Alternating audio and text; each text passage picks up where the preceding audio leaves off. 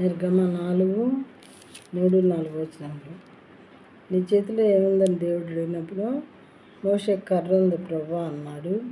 అప్పుడు ఆయన నేలను దానిని పడవేయమని నేను కర్ర నేల మీద పడేసే అన్నారన్నమాట.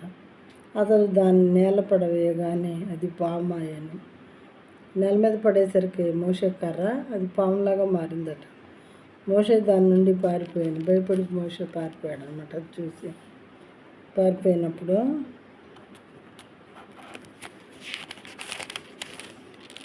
ఏమైందంటే అప్పుడు యెహోవా నీ చెయ్యి చాపి దాని తోక పట్టుకొని మనగా అతడు తన చెయ్యి చాపి దాని తోక దాన్ని పట్టుకొనగానే అది అతని చేతిలో కర్ర అయ్యాను.